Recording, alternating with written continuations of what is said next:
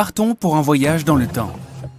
Nous survolons le Moyen-Âge, les premières civilisations humaines, les ancêtres des premiers humains, les dinosaures, les premiers animaux terrestres, les anciennes créatures marines, et ainsi de suite jusqu'au tout début des temps.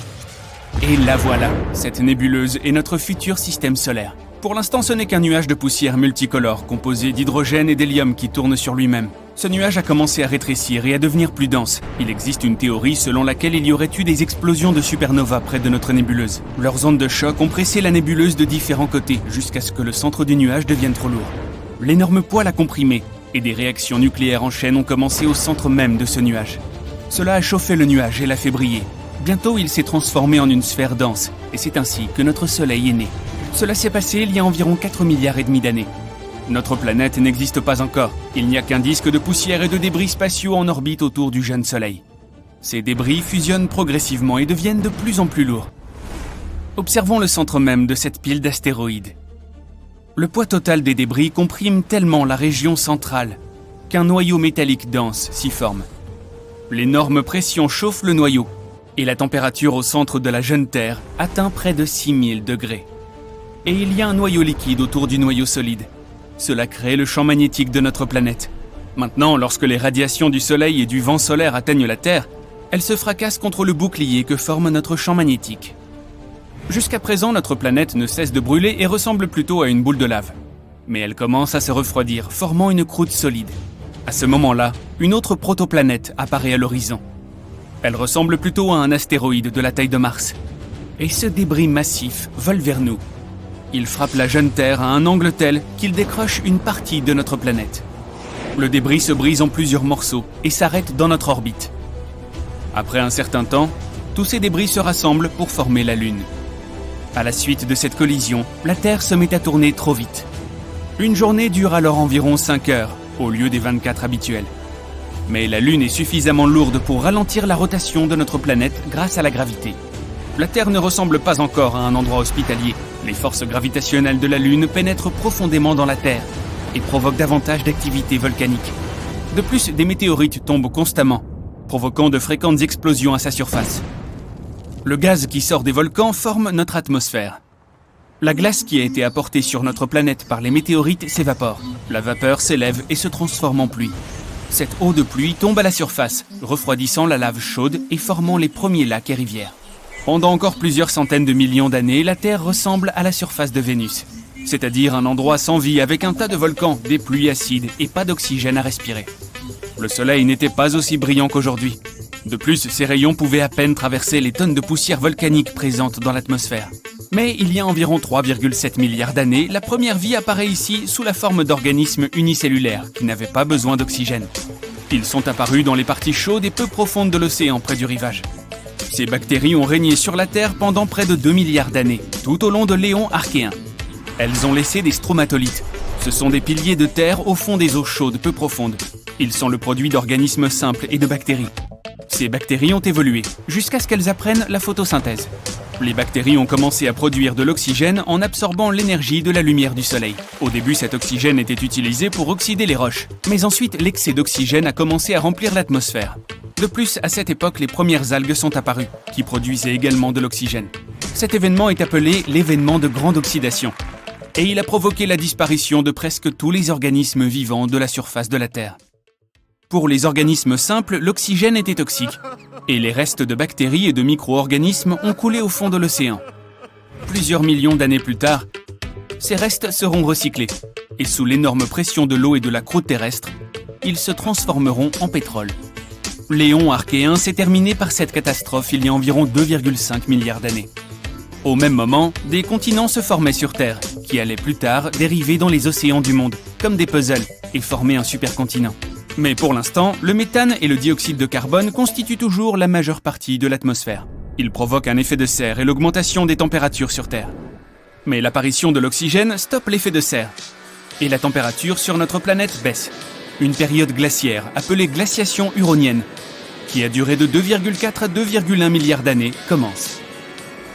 Les scientifiques supposent que notre planète était presque entièrement recouverte de glace à cette époque, même à l'équateur.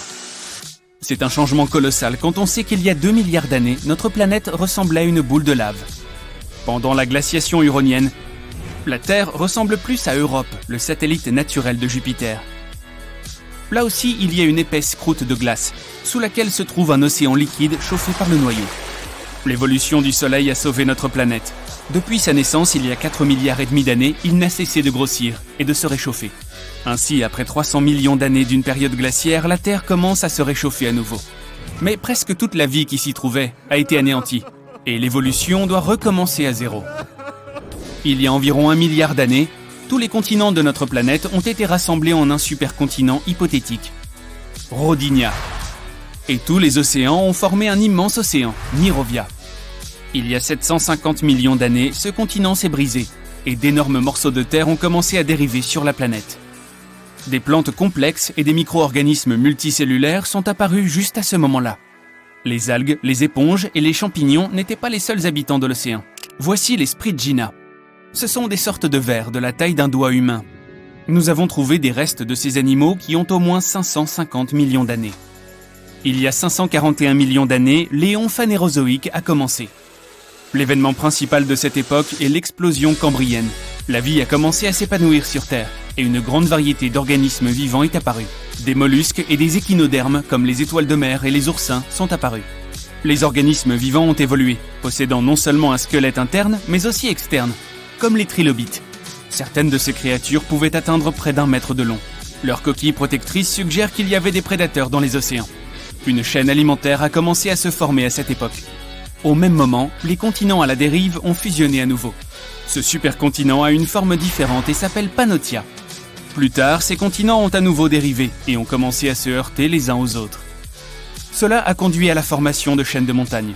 Puis les continents se sont rencontrés pour la dernière fois et ont formé le supercontinent géant appelé Pangée, il y a environ 335 millions d'années.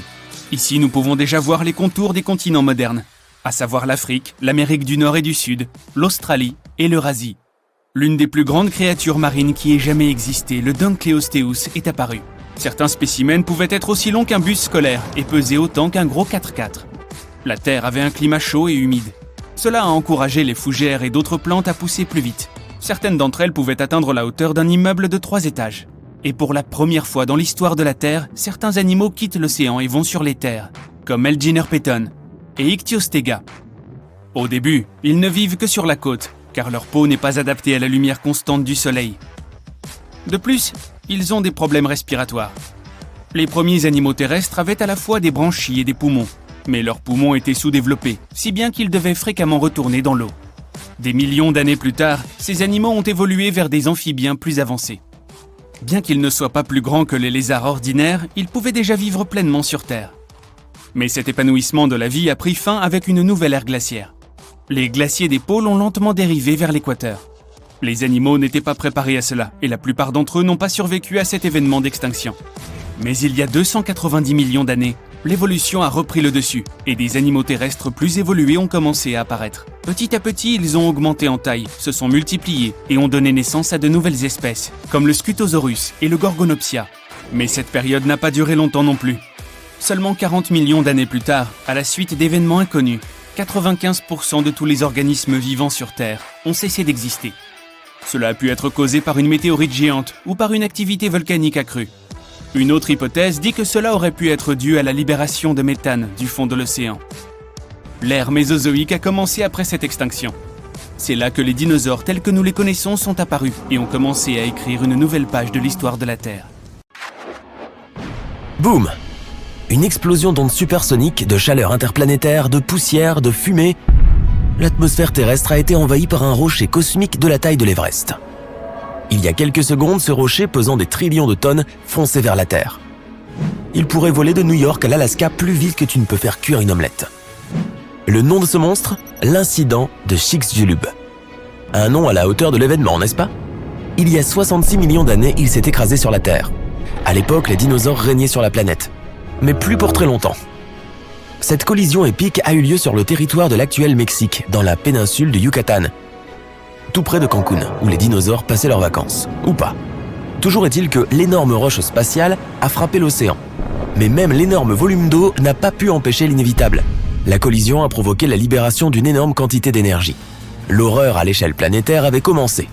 Imagine un mini-soleil embrassant la surface de la Terre, avec des tsunamis de la hauteur de la Statue de la Liberté jaillissant de l'épicentre de l'impact.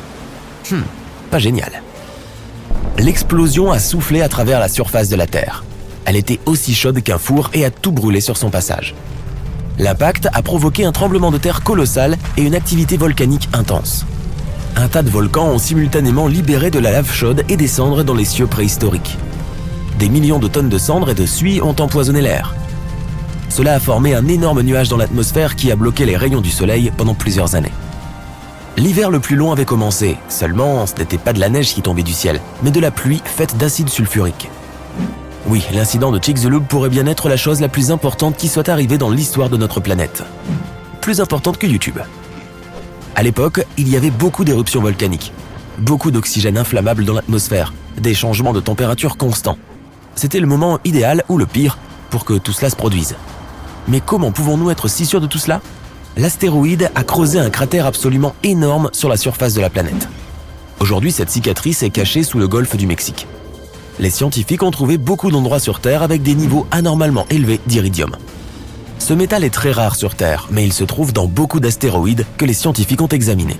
Ils ont étudié quelques roches vieilles de 66 millions d'années. Dans les couches de roches, ils ont trouvé de la poussière, la même qui provient des astéroïdes. Cela n'aurait pu se produire qu'avec un énorme astéroïde s'écrasant sur la Terre. La catastrophe a entraîné l'extinction non seulement des dinosaures, mais aussi de l'astéroïde lui-même. Il faisait si chaud au point d'impact qu'une partie de l'astéroïde a tout simplement disparu. Une grande quantité de vapeur d'eau et de dioxyde de carbone a été projetée dans l'atmosphère. Mais le plus gros problème ? Le soufre. Il a été soulevé par l'impact de l'astéroïde et s'est envolé dans les airs. Ces minuscules particules de soufre ont bloqué une grande partie des rayons du soleil. Sans le soleil, beaucoup de plantes ont disparu et le climat a fini par se refroidir. L'immense chaleur a transformé les pierres en verre. Les scientifiques appellent ces choses des tectites. L'énergie de l'impact les a projetées dans les cieux. Après un court vol, les tectites sont retombées sur Terre. Et ce n'était pas beau à voir. La pluie est tombée aussi.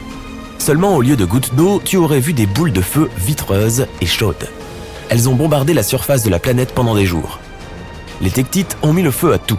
Les scientifiques en ont trouvé des preuves dans le monde entier, pas seulement près de la zone de la collision. Mais beaucoup de choses de cette époque sont encore un mystère. Certains scientifiques pensent que Chicxulub n'était même pas un astéroïde, mais peut-être une comète.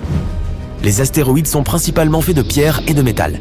Le plus souvent, ils ressemblent à une pomme de terre. Une comète contient de la pierre, du métal et de la glace. Les comètes ressemblent à des flocons de neige cosmiques sales avec de l'ammoniac, du méthane et du dioxyde de carbone. Les comètes proviennent parfois du nuage de Oort. C'est un énorme nuage de glace et de débris qui orbite autour de notre système solaire. De temps en temps, les comètes se libèrent de l'amas et se dirigent vers notre Soleil. Selon les scientifiques, cette comète particulière est passée juste à côté de Jupiter. La gravité de la géante gazeuse a encore accéléré la comète. Elle a volé vers le Soleil, en prenant de plus en plus de vitesse. La couche de glace extérieure de la comète a commencé à s'évaporer et elle a probablement dégagé beaucoup de poussière et de gaz, ce qui a donné l'impression qu'elle avait une queue. La gravité du Soleil a fini par faire éclater la comète en morceaux. L'un des fragments a volé dans l'espace et s'est écrasé sur la Terre, il y a 66 millions d'années. Alors, astéroïde ou comète ? La vérité est que nous ne le saurons jamais. Ce que nous savons, c'est que la Terre a eu la malchance de se trouver sur sa trajectoire et qu'elle n'a plus jamais été la même. La catastrophe a stoppé le développement de 75% de la vie sur Terre. Toutefois, certains grands animaux marins comme les crocodiles, les tortues et les poissons ont survécu à l'impact. De tous les animaux terrestres, les seuls à avoir survécu sont ceux qui étaient en moyenne plus petits que le raton laveur moderne. Cela inclut tout de même un tas d'espèces particulières de dinosaures, à savoir les ancêtres des oiseaux. Les chercheurs pensent qu'ils ont survécu pour deux raisons. Après l'énorme impact, il a fallu beaucoup de temps pour que les plantes recommencent à pousser. Et beaucoup d'animaux n'ont pas survécu. La plupart des animaux restants n'avaient pas assez de nourriture. Mais ces dinosaures avaient un bec. Grâce à lui, ils pouvaient fendre les noix et extraire les graines du sol. C'est pourquoi ils ont pu survivre. La deuxième raison est que ces chanceux avaient un plus gros cerveau. Certains experts pensent qu'ils ont pu coopérer les uns avec les autres et s'adapter rapidement aux nouvelles conditions. D'autres formes de vie ont également survécu. Les champignons et les moisissures ont survécu sous terre et sous l'eau. Petit à petit, l'obscurité s'est dissipée et les fougères ont commencé à envahir le paysage sans vie. Après quelques milliers d'années, les forêts ont commencé à réapparaître. Les animaux qui ont survécu étaient presque tous des créatures petites et discrètes. Ils vivaient dans des terriers. à l'abri de toute cette cendre chaude. Avant la collision, les mammifères avaient vécu dans l'ombre des dinosaures. Mais avec la disparition soudaine de tous les dinosaures, les choses étaient sur le point de changer. Les mammifères ont pu prendre le pouvoir. Ils ont commencé à dominer la vie, du moins sur Terre. Mais revenons au moment où tout a changé. Il s'avère que ce n'est pas la taille de l'astéroïde qui l'a rendu si puissant, mais plutôt l'angle sous lequel il a frappé la Terre. Si l'angle d'impact avait été différent, les dinosaures auraient peut-être même survécu à la catastrophe. Alors, à quoi cela aurait-il ressemblé? Voyageons en arrière, très loin en arrière. Oh non, un astéroïde géant se dirige vers la Terre. Ah, attends, ça n'a pas l'air si grave. Il a raté son coup. Ouf. Il y a beaucoup de tremblements de terre, de tsunamis et d'éruptions volcaniques chaque jour. Mais les dinosaures ne s'en soucient pas tant que ça. Avançons de quelques millions d'années, et la plupart de ces anciens lézards ont changé d'apparence et sont maintenant méconnaissables. À cause de plusieurs périodes glaciaires, de nombreux dinosaures sont maintenant totalement recouverts de plumes pour se protéger du froid. Les mammifères existent, mais ils sont peu nombreux. Tu vois beaucoup de chauves-souris dans les grottes. Il y a des tonnes de rongeurs de la taille d'un rat dans les forêts. Pendant la journée, ils se cachent dans les sous-bois ou les terriers. La nuit, ils sortent à la recherche de nourriture. Il n'y a pas de chevaux, pas d'éléphants, ni d'autres grands mammifères. Pourquoi devenir grand et appétissant alors qu'il y a tant de reptiles dangereux avec d'énormes crocs aux alentours? Il n'y a pas de baleines dans la mer. On ne voit nulle part de perroquets, de faucons et de pigeons. Mais les ptérodactyles 2.0 passent constamment devant toi en sifflant. Certains ont la taille d'un hélicoptère, tandis que d'autres ne sont pas plus grands qu'un cygne. Il y a beaucoup de primates, mais ils ne sont pas pressés de descendre de leurs arbres et de marcher sur deux jambes. Pas d'aventure dans la savane, pas d'évolution vers l'Homo sapiens. Dans cette réalité alternative, les espaces ouverts sont très dangereux. Mais les forêts et les arbres le sont aussi. Aucun endroit n'est vraiment sans danger. Pour déguster de délicieux primates, de nombreux petits dinosaures ont appris à grimper aux arbres. Cela se passait déjà à l'époque du Crétacé, juste avant que cet énorme astéroïde ne manque la Terre. Ouf, cela aurait été une collision épique. Les dinosaures sont devenus plus sages depuis cette collision évitée de justesse. Certains sont même aussi intelligents qu'un poulet moderne. Un gros cerveau consomme beaucoup d'énergie, et ce n'est pas toujours une bonne stratégie de survie. Il est plus sûr de limiter la taille du cerveau et de continuer à fabriquer des dents plus grandes et plus pointues. De grands troupeaux de dinosaures courent dans la forêt. La température augmente rapidement et tout ce qui se trouve derrière eux commence à prendre feu. Certains dinosaures se retrouvent coincés dans des marécages et ne peuvent en sortir. Des ptérodactyles volent au-dessus de leur tête alors qu'ils tentent d'éviter la déflagration qui va bientôt recouvrir la Terre. Cet événement s'est produit il y a environ 66 millions d'années. Il a anéanti presque tous les êtres vivants sur Terre. Les oiseaux et les dinosaures volants sont les seuls à avoir survécu à la plus grande extinction de tous les temps. Et ne me reproche rien, je n'étais pas là à l'époque. Descendons le long de l'arbre de l'évolution pour voir le premier oiseau du monde, l'Archéoptérix. Il avait la taille d'un corbeau de notre époque, mais ressemblait à un petit dinosaure avec des plumes. Il avait de nombreuses petites dents coniques, presque comme les alligators. C'est parce que l'Archéoptérix était plus proche des reptiles que des oiseaux. Cependant, son cerveau était 3 fois plus grand que celui de ces reptiles. Bien qu'il ait eu des ailes avec des plumes, il pouvait difficilement voler comme les oiseaux modernes. Les articulations de ses épaules ne lui permettaient pas de soulever ses ailes au-dessus de son dos. Donc, il ne pouvait pas faire un battement d'ailes complet. Le plus probable est qu'Archéoptérix était capable de vol plané avec de petits battements d'ailes. L'évolution a ensuite mené à des espèces plus évoluées, capables de voler complètement. Les ptérodactyles. Ces animaux n'avaient pas de plumes, mais des membranes faites de peau et de muscles. L'envergure de leurs ailes était à peu près de la longueur d'une jambe humaine. Ils pouvaient voler parfaitement et attraper des poissons et des petits animaux. Bien que les dinosaures qui volaient pouvaient facilement distancer les prédateurs terrestres, comme les vélociraptors et les T-Rex, la plupart d'entre eux n'ont pas survécu à l'impact d'une météorite géante. Examinons cet événement étape par étape pour voir comment ils sont arrivés à notre époque. 10 minutes avant le choc de la météorite. Un énorme rocher de la taille de l'île de Manhattan se déplace vers la Terre dans l'espace. Il pèse 460 trillions de tonnes. C'est comme 3 trillions de baleines bleues, les mammifères les plus lourds qui aient jamais vécu sur Terre. Et il s'approche de notre planète à 19 km par seconde. À cette vitesse, il pourrait traverser l'océan Atlantique en seulement 4,5 minutes. C'est 2 fois plus rapide que la vitesse à laquelle nos vaisseaux spatiaux modernes peuvent voler. 5 secondes avant le crash de la météorite. Oh, ça devient tendu. La force gravitationnelle de la Terre continue d'attirer cette météorite géante.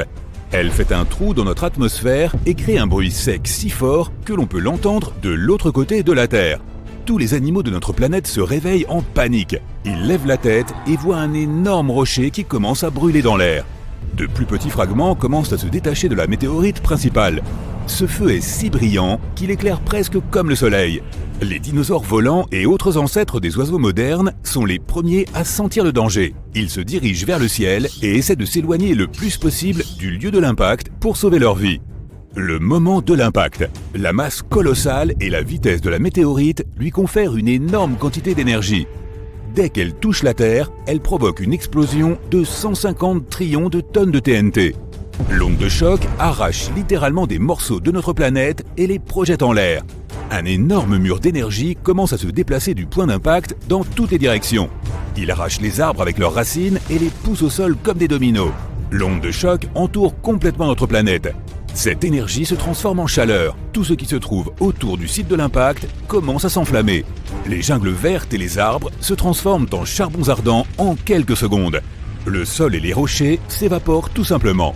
La collision a provoqué un énorme tremblement de terre. Certains dinosaures sont peut-être tombés dans les fissures apparues dans le sol. Un fort tremblement de terre a provoqué un tsunami avec des vagues plus hautes que l'Empire State Building. Les dinosaures qui n'étaient pas piégés dans les forêts en feu ont été emportés par les énormes vagues. Les dinosaures d'Amérique du Nord tentent de s'échapper en courant vers le nord. Mais le raz-de-marée les rattrape inévitablement. Les dinosaures volants n'ont aucun problème avec les tremblements de terre ou les tsunamis. Ils volent assez haut pour éviter les vagues géantes, mais ils devront faire face à la chute continue de débris de météorites. 5 minutes après le crash de la météorite, une pluie de météorites composée de fragments de rochers géants continue de tomber sur la Terre. Certaines météorites ont la taille d'une voiture, d'autres ressemblent plutôt à un grand bâtiment. Des cendres et de la poussière s'élèvent dans l'air. Leur température est si élevée qu'elles fondent et se transforment en lave liquide, puis retombent sur Terre, provoquant de nouveaux incendies. Les pluies de météores posent également des problèmes aux dinosaures volants. Ils doivent manœuvrer et esquiver les roches chauffées à blanc qui tombent. Les températures élevées sont un énorme problème pour eux, car elles peuvent leur faire perdre leurs plumes. Et sans plumes, ils ne sont pas capables de voler. 10 heures après le crash de la météorite. Pendant tout ce temps, les dinosaures n'ont cessé de courir vers le nord. Ils se sont retrouvés dans un territoire inconnu avec de nombreux marécages. Les dinosaures géants, comme les T-Rex, ont des jambes aussi longues que la taille d'un humain adulte. Ils ont une chance de passer à travers ce terrain, mais s'ils tombaient, ils ne pourraient jamais se relever. Les dinosaures plus petits, comme le Triceratops, avaient des jambes courtes, et eux ne pouvaient pas traverser ces marécages denses. 1 mois après le crash de la météorite, 15 trillions de tonnes de cendres ont été éjectées dans notre atmosphère. Un nuage géant a bloqué le soleil et la Terre a été plongée dans l'obscurité totale. Les plantes survivantes n'ont pas pu se nourrir de l'énergie du soleil et ont cessé de produire de l'oxygène. Les dinosaures qui ont survécu peuvent à peine respirer à cause du manque d'air et de la grande quantité de poussière. Le manque de soleil dans le ciel a fait disparaître le phytoplancton. De nombreux animaux marins se sont retrouvés sans leur seule ressource de nourriture. La poussière et les cendres dans l'atmosphère empêchent notre planète de recevoir la chaleur du soleil et la température commence à baisser. L'endroit où est tombée la météorite était riche en soufre. Cet acide toxique s'est évaporé au moment de l'impact et a formé des nuages. Il y a maintenant des pluies acides sur la Terre. Les dinosaures volants doivent maintenant se cacher de ces pluies. Ils doivent rester dans des grottes et ne peuvent pas sortir pour trouver de la nourriture. Jusqu'à présent, un grand nombre de dinosaures terrestres et volants ont survécu. Ils sortent pour voir les conséquences de la catastrophe. Le site de l'impact se trouve dans l'actuel Mexique, dans la péninsule du Yucatan. Le cratère de Chicxulub est situé ici. Il fait environ 150 km de large, comme la moitié de tout le lac Michigan, et il est profond de 19 km. Tu pourrais y plonger tout le mont Everest, et il resterait 10 km d'espace disponible. Ce n'est pas l'impact lui-même qui a fait disparaître les dinosaures, mais la faim. Le feu a détruit la plupart des plantes que les dinosaures herbivores mangeaient. Sans nourriture, leur nombre a diminué rapidement. Les dinosaures prédateurs n'avaient rien à manger non plus. Les pluies acides et la disparition du phytoplancton ont menacé toute la vie marine. Même si les oiseaux étaient parvenus à éviter le souffle de l'explosion et le tsunami, ils manquaient eux aussi de nourriture. Environ 80% des oiseaux n'ont pas survécu à l'extinction. Le problème est que toutes les forêts de la Terre ont été détruites. Or, la plupart des oiseaux nichent et vivent dans les arbres. En outre, les forêts étaient toujours pleines de nourriture, de toutes sortes de fourmis et de termites, aux insectes volants et aux petites souris. Seules les espèces qui vivaient sur le sol et pouvaient voler ont donc survécu. Il est très probable qu'elles se nourrissaient des graines des petites plantes survivantes. Cette habitude a fait que les dinosaures volants ont perdu leurs dents au cours de l'évolution. Au lieu d'avoir des mâchoires avec un tas de dents pointues, ils ont obtenu de longs becs pour attraper de minuscules graines sur le sol. Même si la Terre semble alors être un endroit terrible pour vivre, les oiseaux ont connu un boom évolutif. Ils ont dû parcourir de longues distances à la recherche de nourriture. Leurs ailes sont devenues plus fortes, ils se sentent également à l'abri des prédateurs qui les considéraient auparavant comme de la nourriture. Aucun T-Rex ne peut plus désormais surprendre un oiseau en plein sommeil. Environ 1000 ans après la collision, les premières forêts denses sont réapparues. Cela a donné un autre grand coup de pouce à l'évolution. 1 million d'années plus tard, des forêts pleines de nourriture sont peuplées par les ancêtres des oiseaux-souris actuels. Et 65 millions d'années plus tard, à l'époque moderne, nous avons environ 10 000 espèces d'oiseaux. Pigeons, corbeaux, aigles et faucons, même les pingouins, ce sont tous des descendants des dinosaures. Mais il y a eu d'autres survivants. Certains ancêtres des alligators et des crocodiles ont pu s'adapter à des conditions changeantes. Environ 80% des espèces de tortues ont réussi à survivre à cette gigantesque extinction. Et leurs descendants vivent aujourd'hui parmi nous. Les serpents et les lézards ont également été capables de survivre à ces temps difficiles dans leur terrier. Même certains mammifères, comme les monotrèmes, ont survécu. Cet animal de la taille d'un hérisson a pu continuer à évoluer. Plusieurs millions d'années plus tard, ces mammifères ont évolué en primates, qui ont ensuite donné naissance à l'homme moderne. Et beaucoup plus tard, est apparu l'iPhone.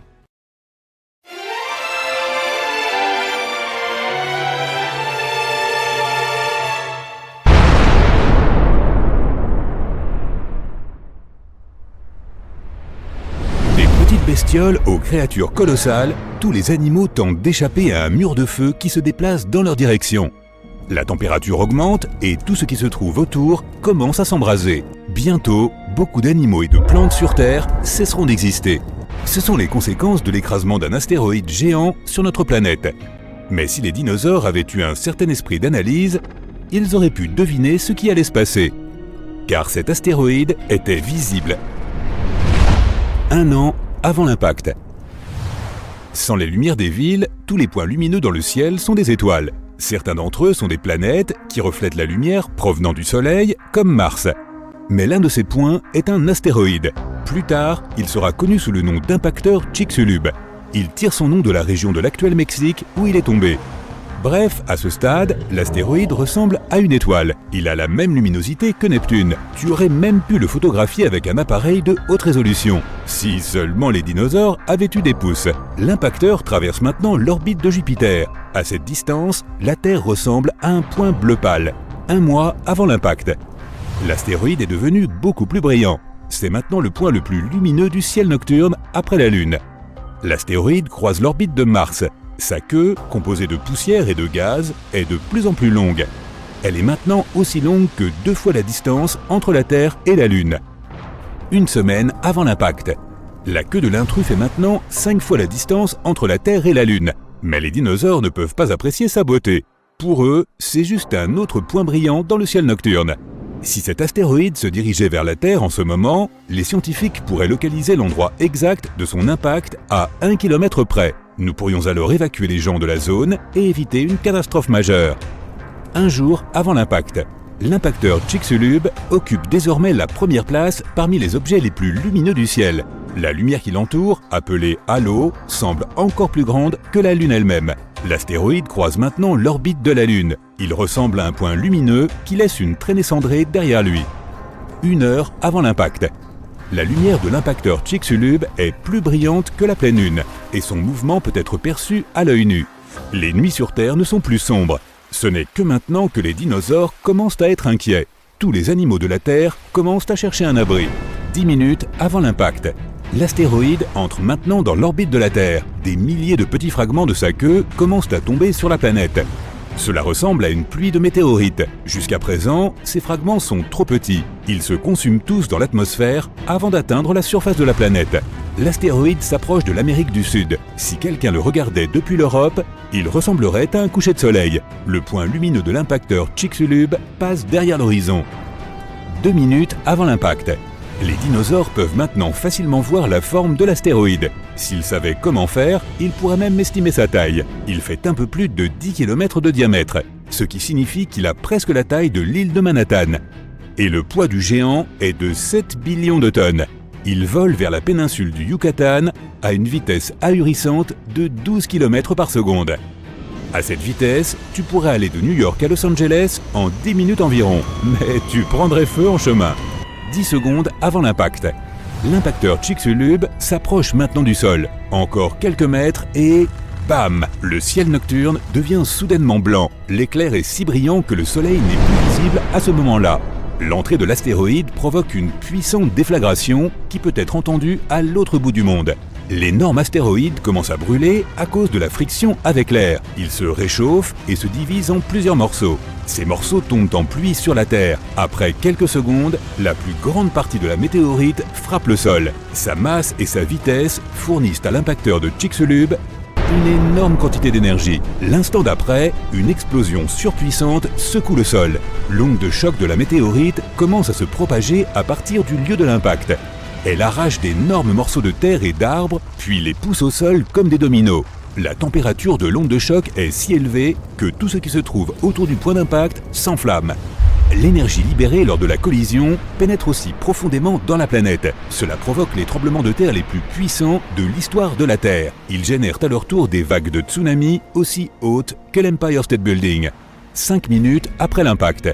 La météorite laisse derrière elle un énorme cratère. Il est aussi large que le lac Huron et assez profond pour contenir 2 Everest et demi. Les dinosaures courent partout en panique. Ils essaient de fuir vers l'Amérique du Nord, mais la plupart d'entre eux ne parviennent pas à traverser les territoires marécageux inconnus. Un autre danger est la pluie de météorites en cours.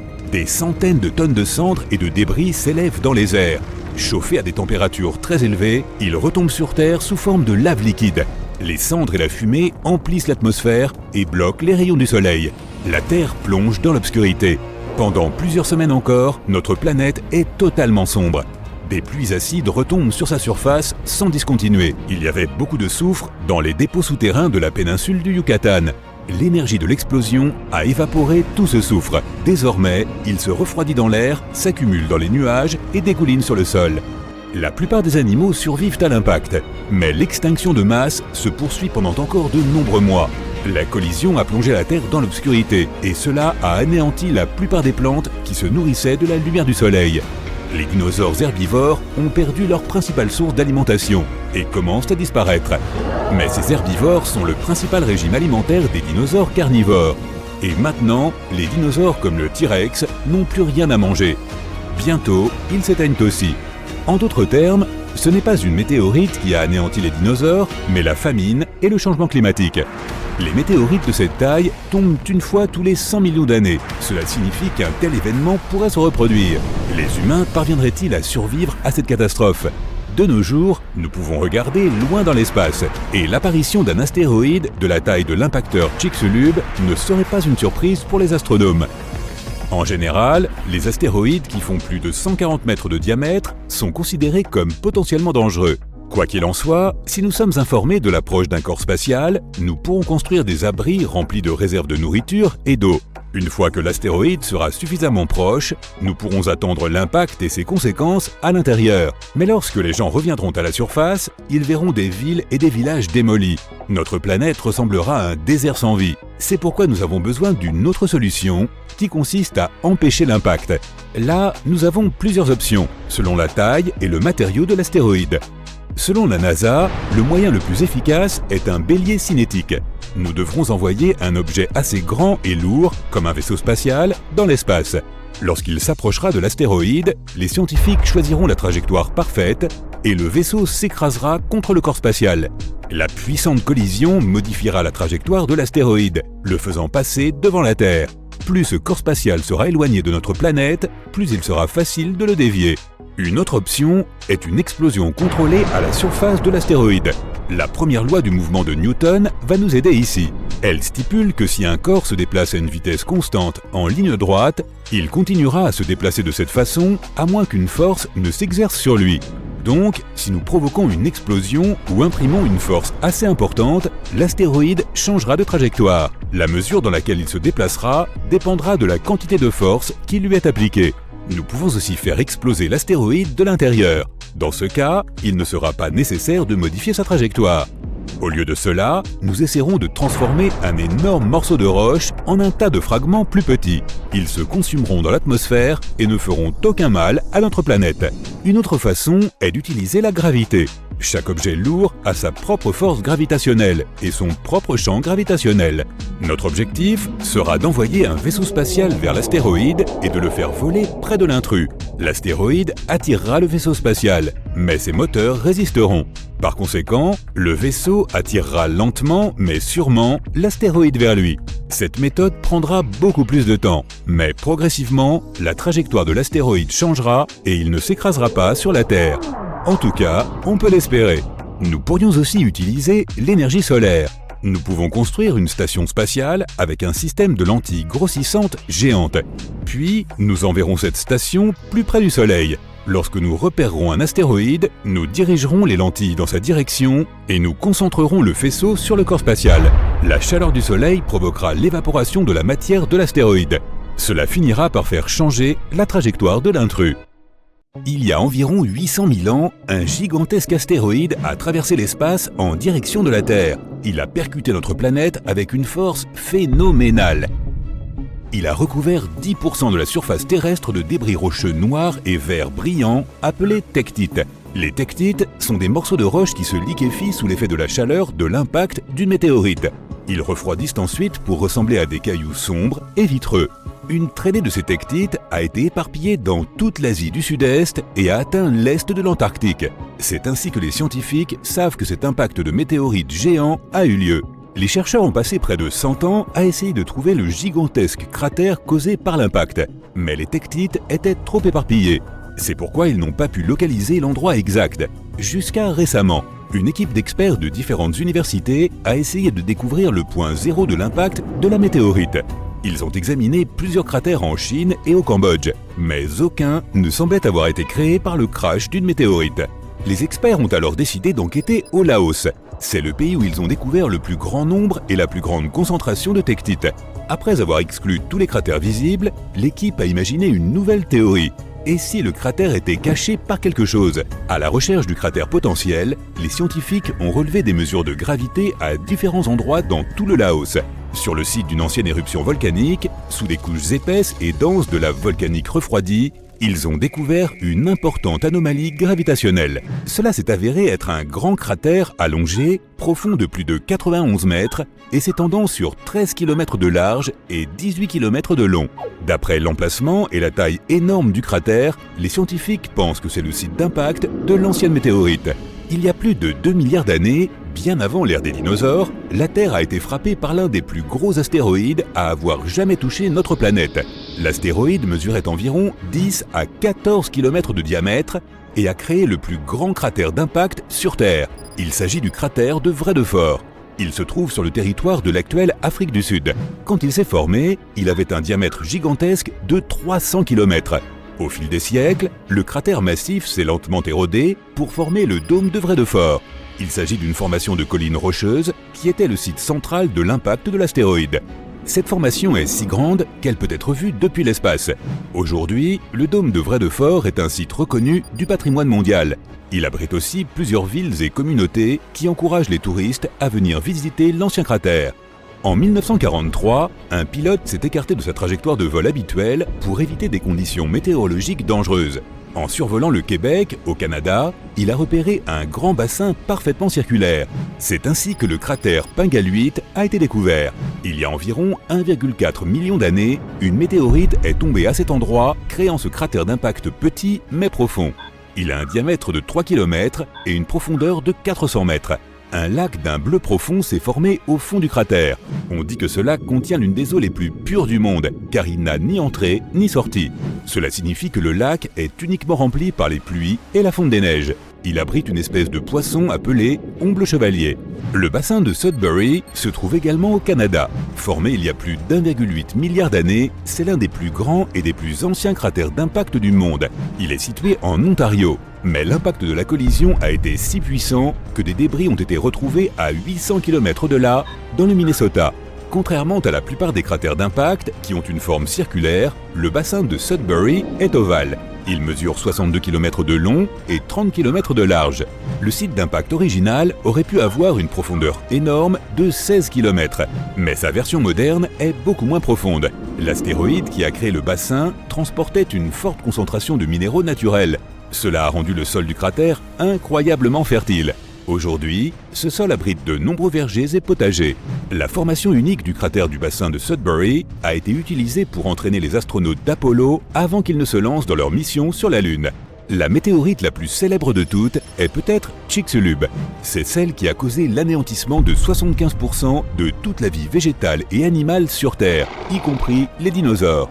La météorite Chicxulub avait un diamètre de 10 km lorsqu'elle a frappé la Terre il y a 66 millions d'années. Le cratère se trouve maintenant au large des côtes du Mexique, caché profondément sous les fonds marins. Il fait environ 150 km de diamètre et 19 km de profondeur. Récemment, les scientifiques ont réussi à forer profondément dans le plus haut sommet du cratère d'impact pour collecter des échantillons de roches. Ils ont découvert que la disparition des dinosaures n'était pas due à la taille géante de la météorite ou à l'ampleur de l'explosion, mais plutôt à cause de l'endroit exact où Chicxulub a frappé la Terre. La météorite a frappé une partie de notre planète qui était densément remplie d'un composé minéral appelé gypse. C'est un minéral sulfaté mou qui est généralement utilisé comme engrais. La collision a projeté tellement de soufre dans l'air qu'elle a bloqué les rayons du soleil. Cela a provoqué l'hiver sombre et prolongé qui a condamné les dinosaures. L'un des plus jeunes cratères de la Terre est le cratère Barringer à Winslow, en Arizona. C'est aussi l'un des cratères les mieux préservés de la Terre. Il s'est formé il y a 50 000 ans, lorsqu'une lourde météorite, composée principalement de fer, est tombée de l'espace. L'atmosphère de la Terre a à peine ralenti l'énorme morceau de métal. Il est entré en collision avec le sol avec une force incroyable. La météorite s'est vaporisée à l'impact, laissant très peu de reste. Le cratère laissé par cette puissante explosion a été nommé d'après l'homme qui l'a identifié en 1903. Il s'agissait d'un ingénieur des mines appelé Daniel Barringer. Le diamètre du cratère est de 1200 mètres et sa profondeur est de 170 mètres. La famille Barringer possède toujours le site de l'impact à ce jour. Il est possible de visiter le cratère et de faire une visite guidée de son pourtour. Le cratère Popigai, en Sibérie, est l'un des plus intéressants de la Terre. Il y a plus de 35 millions d'années, l'impact d'un astéroïde a formé ce bassin massif. Le cratère mesure 100 km de diamètre, ce qui en fait le 4e plus grand cratère du monde. Ce cratère est unique car il abrite l'un des plus grands gisements de diamants du monde. La pression intense de la collision a transformé le graphite du site d'impact en diamant. Les scientifiques affirment que le cratère contient des milliards de carats de diamants, mais personne ne les a jamais exploités en raison de l'isolement du site et du manque d'infrastructures. En l'an 1530 avant Jésus-Christ, une météorite est entrée dans l'atmosphère de la Terre avant de se briser en morceaux. Les fragments brûlants de la météorite sont tombés en pluie sur la Terre et se sont écrasés sur la surface de la planète. En conséquence, un groupe de cratères est apparu sur une petite île estonienne, Saaremaa. Le plus grand cratère est un cercle parfait de 110 mètres de large. Il a une profondeur de 21 mètres et est rempli d'eau. 8 petits cratères apparus lors de la collision se trouvent dans un rayon de 800 mètres autour du cratère principal. L'impact des fragments de météorites a provoqué l'embrasement des arbres de l'île. Presque toutes les forêts ont brûlé. Heureusement, les bois ont désormais repoussé et les cratères sont devenus une destination de randonnée populaire pour les touristes. Il y a environ 200 millions d'années, une météorite a frappé la région que nous connaissons aujourd'hui sous le nom de Québec, au Canada. Cette collision a créé le 6e plus grand cratère d'impact au monde. Il avait un diamètre de 64 km, mais au fil des siècles, le bord extérieur du cratère s'est rempli d'eau. On l'appelle maintenant le réservoir de Manicouagan. Le lac du cratère d'impact est si grand qu'il peut être vu depuis l'espace. Et sa forme étrange a donné au lac son surnom, l'œil du Québec. Le plus vieux cratère de météorite du monde se trouve en Australie occidentale. Le cratère de Yarrabooba a 2,2 milliards d'années. Le site d'impact est si ancien que le cratère d'origine s'est complètement érodé. Le diamètre du cratère de Yarrabooba était d'environ 30 à 70 km. Les scientifiques ont réussi à déterminer l'âge du site d'impact en analysant les anciens cristaux et minéraux trouvés dans le cratère. Le problème avec l'astéroïde qui a anéanti les dinosaures, ce n'est pas vraiment l'astéroïde en soi, mais plutôt le lieu de l'impact. Ce caillou de l'espace a vraiment choisi le mauvais endroit pour percuter la Terre. L'angle de l'impact était aussi mal choisi. S'il s'était écrasé à la verticale, il y aurait eu moins de dégâts. Mais l'impact avec un tel angle a soulevé d'énormes quantités de poussière dans les airs. Après le désastre, des tonnes de suie ont pris feu. Il y a 65 millions d'années, seulement 13% de la surface de la Terre contenait assez de soufre et de pétrole pour former de grandes quantités de suie. Si l'astéroïde était tombé sur les 87% restants du territoire terrestre, les dinosaures existeraient probablement encore aujourd'hui. Mais il a impacté le pire endroit possible et soulevé 1 million de tonnes de matière inflammable dans l'air. Un nuage de particules incandescentes a empli le ciel et s'est déplacé au-dessus de la surface terrestre. Puis ces particules se sont posées au sol et ont déclenché de très nombreux incendies. En brûlant, les arbres ont libéré encore plus de suie. Mais l'astéroïde n'a pas seulement impacté une surface rocheuse, il est tombé sur la côte dans un lieu où le fond marin était riche en sulfate.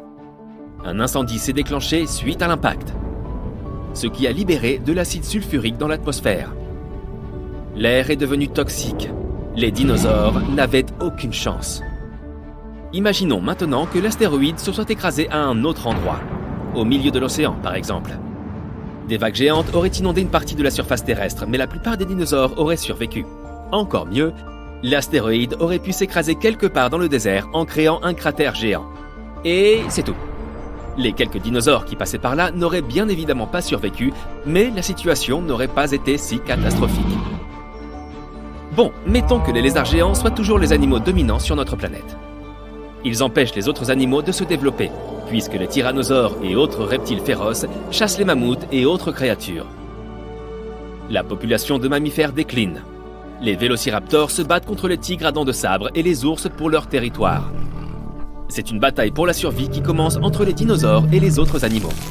Puis arrive l'âge de glace. Certains reptiles ne survivent pas. De nouveaux acteurs entrent en scène. Les premiers ancêtres des humains. Difficile de cohabiter avec les dinosaures. Ils attaquent les campements et les grottes. Les ancêtres des humains doivent construire des murs pour se protéger. Au passage, le tyrannosaure n'est pas si dangereux que ça pour l'être humain, contrairement à ce que tu crois. De récentes recherches ont montré que beaucoup de proies réussiraient à fuir devant ce prédateur. Oui, dans les films, il rattrape des voitures sans aucun problème. Mais dans la réalité, il ne ferait pas si peur. Les paléontologues et les biologistes ont analysé les os du tyrannosaure et ont découvert qu'il ne pouvait pas courir bien vite. Le maximum de sa vitesse correspond à la moitié de celle d'un athlète.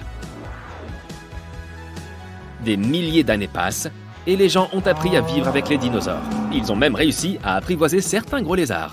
Ils ont domestiqué les dinosaures herbivores pour développer l'agriculture. Les tricératops et les taureaux labourent les champs ensemble. Imagine des fermes pleines de diplodocus et de brachiosaures. Les gens grimpent sur leurs longs coups et cueillent les fruits des branches les plus hautes. Les stégosaures protègent les troupeaux des loups et des vélociraptors. Les dinosaures à carapace, comme les ankylosaures, aident les humains à traverser les déserts. Ils portent de lourdes charges, comme les chameaux et les ânes. Les humains partagent la planète avec ces grands lézards et vivent en harmonie. La situation est bien différente dans les océans et les mers. Les reptiles aquatiques attaquent les navires faits de bois et attrapent tout le poisson. Imagine que tu sois en train de naviguer vers un autre continent dans un navire plein de céréales, de tissus, de fourrures et d'autres biens. Tout à coup, un mosasaure géant apparaît à l'horizon. C'est l'un des dinosaures aquatiques les plus puissants. À côté, un requin blanc ressemble à une sardine. Cette créature pourrait facilement battre un mégalodon. Tu le croises donc en pleine mer. Il mord la coque du navire et le tire sous l'eau. Les dinosaures aquatiques sont le principal obstacle à la communication entre les continents. Par conséquent, le progrès est ralenti de quelques centaines d'années. Les humains commencent à construire des navires en métal et parviennent à créer des liaisons maritimes. Un problème similaire se présente avec les premiers avions. Imagine que tu sois à bord d'un Boeing. Tu regardes par le hublot et tu vois un ptérodactyle. Ah non, c'est impossible! Ces lézards ailés ne sont pas assez rapides. Mais ils peuvent rattraper les hélicoptères ou les vieux biplans. C'est une vraie menace pour les avions. Les gens décident donc d'installer des systèmes de protection sonore à bord. Les ptérodactyles entendent un ultrason de loin et s'enfuient. Les gens équipent les sous-marins et les navires avec ce même système à ultrasons. Les humains ont compris comment se défendre. Mais un autre problème se présente. Ces lézards sont les rois de la faune et ils pourchassent toutes les autres espèces animales. Les dinosaures traversent la savane africaine et des lézards à fourrure vivent dans les forêts en hiver. Les lions, les loups et les ours ne sont plus au sommet de la chaîne alimentaire. Les rhinocéros se battent contre les Parasaurolophus. Les stégosaures attaquent les hippopotames et envahissent leur territoire. Les jungles sont peuplées de dinosaures venimeux qui peuvent grimper aux arbres et chasser les singes. Imagine un singe reptilien qui saute d'un arbre à l'autre. Pour sauver les animaux normaux de l'extinction, les humains doivent tenir sous contrôle les populations de reptiles prédateurs. Ils créent alors des réserves et des parcs naturels partout dans le monde pour accueillir ces reptiles et les séparer des autres animaux. Les dinosaures sont désormais sous contrôle. Les grands reptiles ne représentent plus un danger et les humains commencent à élever des petits dinosaures inoffensifs. Certains veulent des caméléons chez eux, d'autres préfèrent les Microceratus. Des expositions de dinosaures sont organisées. Les gens promènent leurs dinosaures comme si c'était des chiens. Les gens font des selfies avec leurs reptiles. Ils vont faire du shopping et se rendent au café. Les dinosaures sont devenus la norme. Ils sont presque mignons. Les humains vont à cheval, à dos de chameau, mais aussi à dos de Pasaurolophus et de Pachycéphalosaures. Ils ont aussi essayé d'apprivoiser les vélociraptors, mais n'ont pas réussi. Ce sont des reptiles dangereux et ils ne sont pas capables d'obéir. Il est aussi difficile d'apprivoiser un vélociraptor qu'un alligator. Malgré tout, les chiens et les chats sont encore plus populaires car ils sont plus intelligents. Le cerveau d'un dinosaure fait presque la taille du cerveau d'une poule. Mais qui sait, s'ils avaient survécu jusqu'à aujourd'hui, ils auraient peut-être évolué et seraient devenus plus intelligents. Ça aurait été un vrai problème pour les humains. Certains chercheurs pensent que les dinosaures n'auraient quand même pas survécu, même sans météorite. Ils devaient supporter leur poids colossal. C'était beaucoup trop lourd pour leurs os et leurs articulations. Ils n'auraient pas survécu à l'âge de glace avec ces caractéristiques. Mais les plus petits lézards auraient peut-être survécu. Les dinosaures rapides et agiles comme les vélociraptors et les pachycéphalosaures auraient survécu. Mais sous quelle forme ? Est-ce que les dinosaures ont évolué en quelque chose que l'on connaît déjà ? Prenons de bonnes vieilles poules par exemple. De nombreux chercheurs pensent qu'elles descendent directement du formidable tyrannosaure. Cet oiseau a des gènes en commun avec le dinosaure. Ouais, difficile à croire. Mais observe le corps et la démarche d'une poule. Enlève-lui ses plumes, recouvre-la d'écailles et mets-lui une mâchoire dentée au lieu d'un bec. Voilà un mini T-Rex. Il n'y a pas que les poules qui descendent des dinosaures. Beaucoup d'oiseaux sont les descendants directs des dinosaures. C'est étonnant, mais les alligators, les serpents, les crocodiles et les varans ne sont pas aussi proches de leurs ancêtres dinosaures que les pélicans, les cigognes et autres créatures volantes. Après des millions d'années d'évolution, les pattes des dinosaures se sont transformées en ailes et les mâchoires allongées se sont transformées en bec. La génétique des oiseaux permet de comprendre les dinosaures. Les pélicans ressemblent à des ptérodactyles et les autruches à des vélociraptors. Il existe probablement d'autres animaux qui ont des gènes en commun avec nos gros lézards. Si cette météorite ne s'était pas écrasée sur Terre, tous les dinosaures auraient évolué en créatures complètement différentes et inattendues. Les chercheurs veulent étudier attentivement l'ADN des oiseaux et essayer de remonter l'évolution grâce à l'ingénierie génétique. Ils espèrent pouvoir faire naître des dinosaures un jour. Pour ce faire, ils doivent trouver un génome spécifique qui est resté inchangé pendant des dizaines de millions d'années. Ce génome se cache dans l'ADN et il n'est pas si facile de le trouver et de l'extraire. Tu crois qu'en 2050, on verra naître des dinosaures ? Êtes-vous certain qu'un astéroïde soit vraiment responsable de l'extinction des dinosaures ? Le mystère entourant la disparition de ces créatures terrifiantes suscite de nombreux débats, tant dans le domaine scientifique que sur grand écran. Mais que s'est-il vraiment passé ? Comment les scientifiques ont-ils élucidé cette énigme ? Et pourquoi est-ce si important ? Explorons cette question ensemble.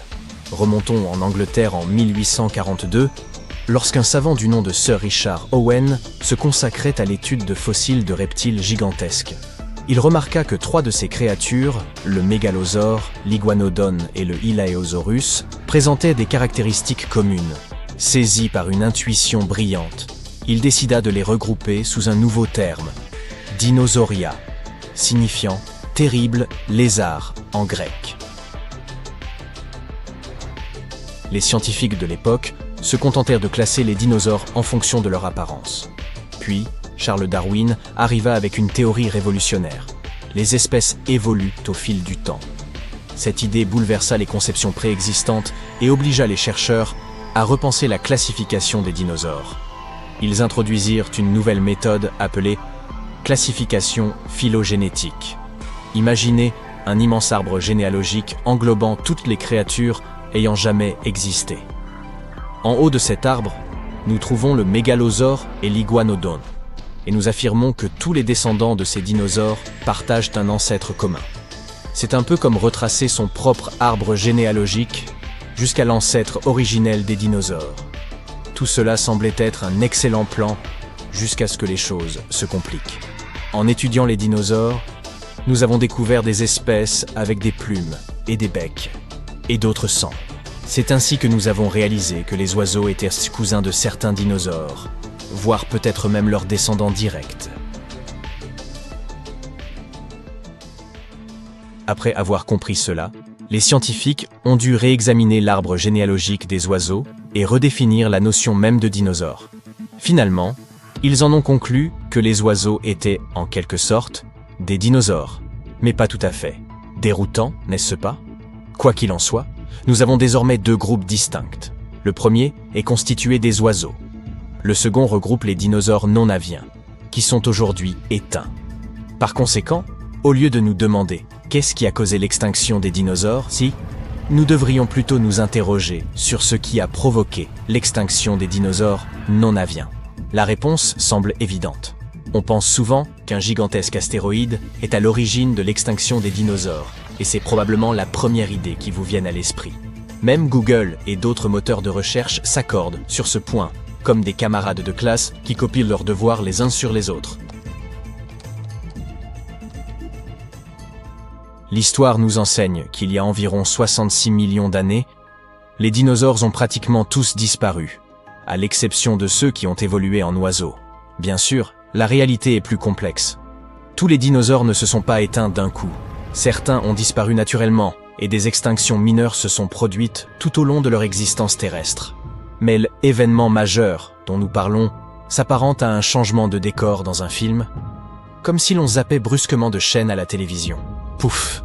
Et la Terre est passée de l'ère des dinosaures à celle des mammifères. Les scientifiques appellent ces périodes le Crétacé et le Paléogène. Nous avons même un nom pour cet événement particulier, l'extinction KPG ou KT. Certains s'y réfèrent également comme à l'événement d'il y a 65 millions d'années, bien que la date la plus précise soit plutôt de 66 millions d'années. Deux principales théories prédominent, l'impact brutal d'un astéroïde ou des éruptions volcaniques répétées.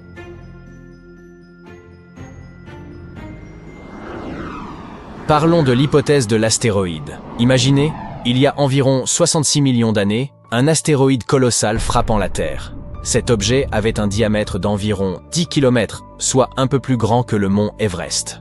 Fendant le ciel avec une vélocité stupéfiante, il se déplaçait à une centaine de fois la vitesse du son. Lors de son impact, il a libéré une immense quantité d'énergie. Ce cataclysme s'est produit dans ce qui est aujourd'hui le sud du Mexique, près du fameux cratère de Chicxulub, lié à l'extinction des dinosaures. Tout ce qui se trouvait à proximité de l'impact a été instantanément vaporisé. Imaginez l'explosion la plus massive que la Terre ait connue en plusieurs milliards d'années. Rien n'a survécu dans cette zone. Ensuite, les répercussions se sont faites sentir. Alors que la boule de feu se dissipait, la surface de la Terre a sombré dans le chaos. Le sol tremblait et se distordait, déclenchant des séismes d'une ampleur inimaginable. Les continents ressemblaient à d'immenses châteaux gonflables en plein délire. Puis, les débris projetés dans l'atmosphère par l'impact ont commencé à retomber en une pluie dense. Même si vous n'étiez pas à proximité des énormes fragments tombant au Mexique, vous auriez été touché par ces minuscules particules brûlantes qui volaient dans l'air. L'atmosphère est devenue si chaude que des forêts entières ont spontanément pris feu dans le monde entier. Et ce n'est pas tout. Préparez-vous à un tsunami gigantesque. Le fond de l'océan a été totalement bouleversée, poussant des vagues gigantesques vers l'intérieur des terres autour du golfe du Mexique. Mais même cela n'a pas suffi à éradiquer tous les dinosaures. Ceux de Nouvelle-Zélande, par exemple, semblaient relativement épargnés. Alors, qu'est-il arrivé pour qu'ils disparaissent tous ? Ils ont d'abord ressenti une légère secousse, puis le ciel a commencé à s'assombrir et à devenir lugubre, comme s'il faisait nuit. Et soudain, un épais manteau de cendres a commencé à envelopper lentement toute la planète.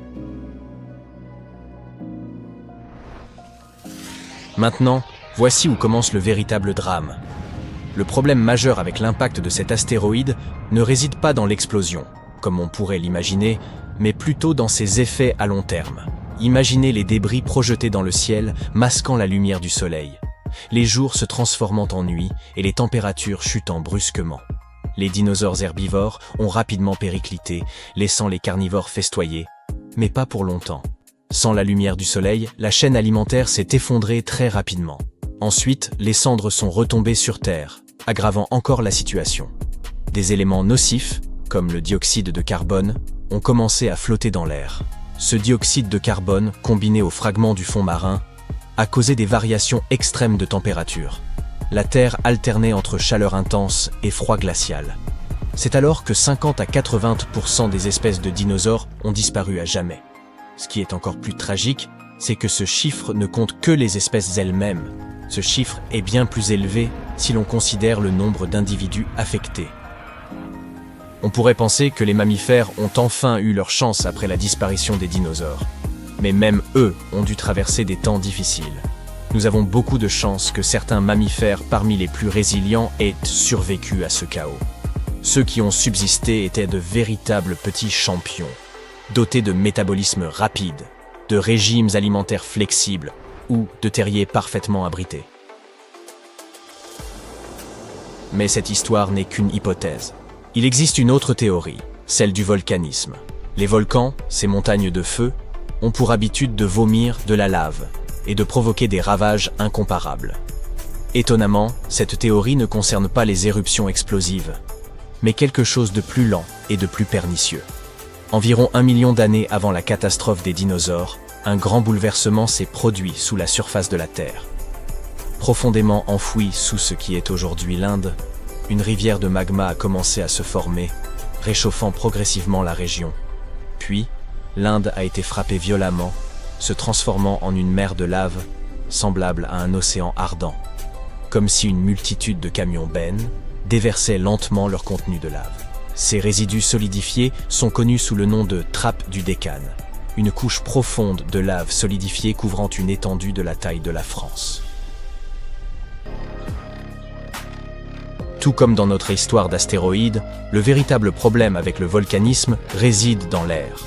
Pendant des centaines de milliers d'années, le dioxyde de soufre s'est répandu comme une ombre inarrêtable, assombrissant le ciel et provoquant des pluies acides. Les sources de nourriture se sont transformées en poison, et les océans sont devenus des bains d'acide. Ensuite, le dioxyde de carbone a pris le relais. C'était comme jouer avec le thermostat, bouleversant complètement le climat de la Terre. Cela a conduit à un véritable chaos. Les écosystèmes ont été perturbés, les chaînes alimentaires se sont rompues, et les espèces se sont éteintes les unes après les autres. Ces deux théories semblent assez crédibles. Les experts ont engagé de grands débats pour déterminer laquelle était correcte et expliquer pourquoi les dinosaures ont disparu. Alors, quelle est la vraie réponse ? Malheureusement, nous ne le savons toujours pas. Certains scientifiques défendent une théorie, tandis que d'autres lui préfèrent la seconde, nous laissant au final tous perplexes. Mais ne soyez pas trop sévères envers les médias ou les scientifiques. Ils font de leur mieux pour élucider le mystère de la disparition des dinosaures, et peut-être qu'un jour, nous découvrirons enfin la vraie réponse. Alors, restez à l'écoute.